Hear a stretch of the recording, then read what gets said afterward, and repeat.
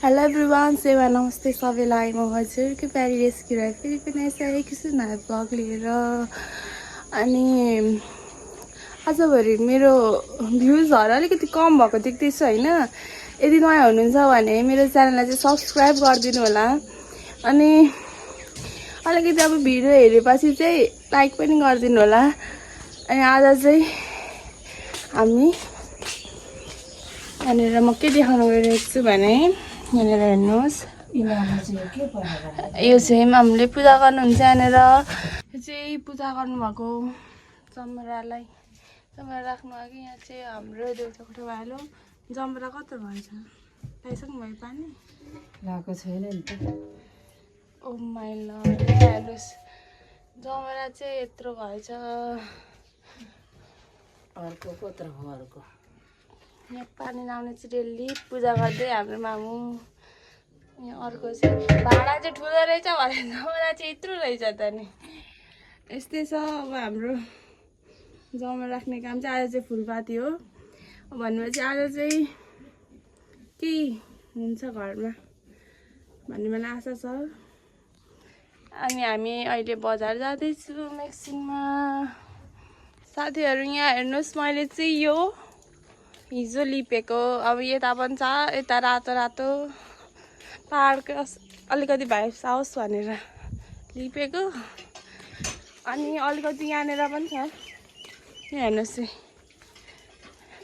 अब यो चाहिँ कस्तो देख्छ भने यहाँबाट हेर्दाखेरि यस्तो देख्छ। यहाँ हेर्नुहोस्, अब सरर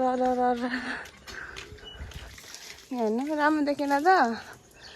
अलिकति भए पनि अर्कै हुन्छ नि त, दसैँ आएको जस्तो फिल होस् भनेर चाहिँ मैले त्यहाँ लिपेको। अनि यहाँ अगाडि पनि छ, यो सबै मैले लगाएको, यहाँनिर पनि लगाएको छु, यहाँनिर। अनि यो चाहिँ मैले माथिबाट यहाँ तल झारेँ भर्खरै। अनि अहिलेको मेरो बिहानको काम चाहिँ यही छ। मैले फुल रोपेको कत्रो भएछ त म तपाईँलाई देखाउँछु है। हेर्नुहोस् है, यो फुलहरू सबै फुल रोपेको छ। अनि पछि अब म फुलेपछि देखाउँछु।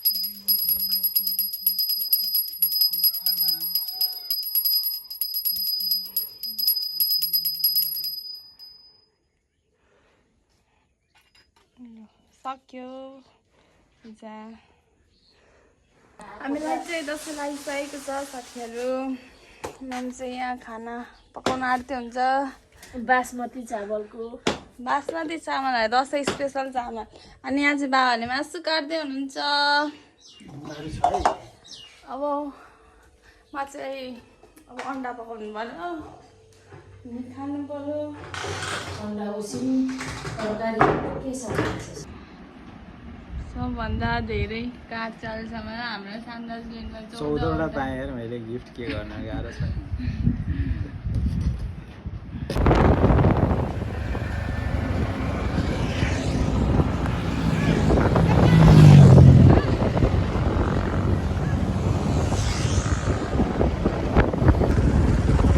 साथीहरू हामी चाहिँ आयौँ, यो कुन ठाउँ भन्ने थाहा छैन।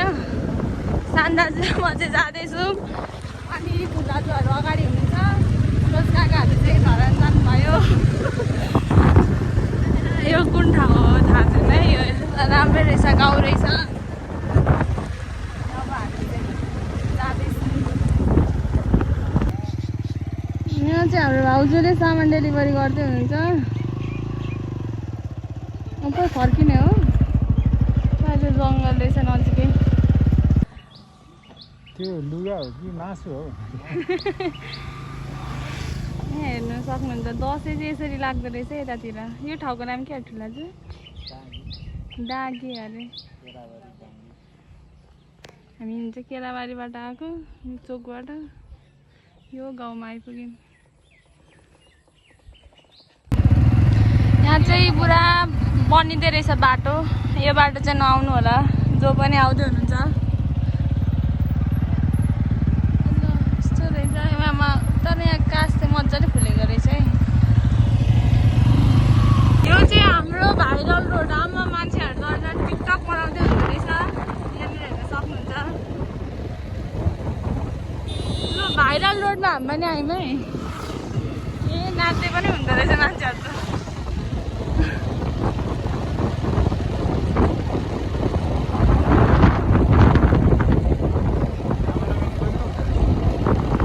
क्यामेराम्यानको पनि सुविधा रहेछ है, बोकेरै आउनुभएको हो कि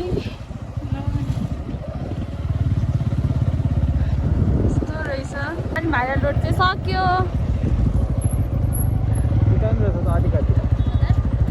हामी चाहिँ घर आइसकेको छौँ। हामी चाहिँ अब सावित्री खाजा घरमा जाँदैछौँ थुक्पा खानको लागि। यहाँ हेर्न सक्नुहुन्छ धरानको माहौल चाहिँ यस्तै रहेछ अहिले दसैँको बेलामा। अलिकति भिडभाडै छ।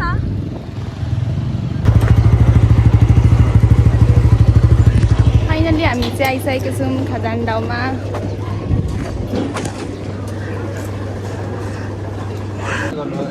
हाम्रो चाहिँ स्टार्ट भइसकेको छ यहाँनिर। लु है लु, प्राइभेसी हरान नगर्नुमै।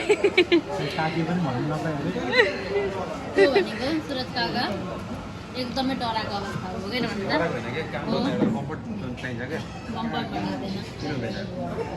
सुरज काका भनेको हामी चाहिँ धेरै समयपछि गफ गरेर निस्किसकेको छौँ यहाँबाट।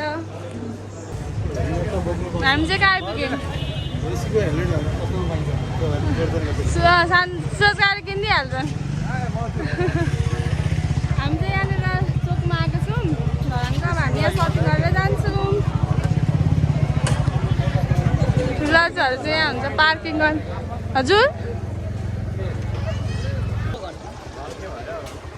हामी चाहिँ एक राउन्ड घुमिसक्यौँ। भाउजूको लुगा भेटिएन। सान्दाजी जोन चामलिङको सहर आएर सस्तो खाँदा जोन चामलिङको दाइ म चाहिँ भने साउथबाट आएको है। यहाँ चाहिँ यत्रो भिड छ, फेरि यहाँ चाहिँ भिडै छैन। मलाई खतरा लाग्यो है। know is to love what I'm doing. Never give up, never slow till I finally prove it. Never listen to the no's, I just wanna keep moving. Keep my head up when I act, head up that's a fact. Never looking back, I'ma keep myself on track. Keep my head up staying strong, always moving on. Feel I don't belong, tell my thoughts to move along. Push myself to be the best, die with no regrets. Live with every breath, see my message start to spread. And I had so many dreams, then you hit your teens, life ain't finally साथीहरू म चाहिँ घर आइसकेको छु। फ्यानमा यस्तो मजाले हावा खाँदैछु अहिले चाहिँ। आमा झन्डै मरिन गर्मीले। आज त रमाइलो पनि भयो, गयौँ डुल्यौँ। डुल्नु त के भन्नु, त्यही बाखायौँ देखिहाल्नु भयो। अनि यस्तो भ्यूहरू हेऱ्यौँ चाहिँ भने अलिकति फ्रेस भइन्छ नि त होइन, घरबाट निस्किँदै। तर मधेसमा चाहिँ के पिर छ भने यस्तो घाम लाग्छ कि बाहिर निस्किनु पनि अब नेचर रमाउनु पनि गाह्रो छ। घाम नलागौँ भने अब जाडो महिनामा, जाडोको समयमा हुस्सुले त्यस्तै फेरि केही देखिँदैन भ्यू नै। कहिले चाहिँ डुल्ने चाहिँ कहिले त भन्ने नै छ क्या। त्यही पनि रमाइलो भयो, राम्रै भयो। अहिले समय हेरेर साथ दिनुभएकोमा धेरै धेरै धन्यवाद। मेरो च्यानल चाहिँ सब्सक्राइब गरिदिनु होला, लाइक पनि गरिदिनु होला। तपाईँहरूले मेरो यहाँ भिडियोलाई लाइक गरिदिनु भएको छैन। त्यही भएर बाई। बाई बाई बाई भनिदिनु।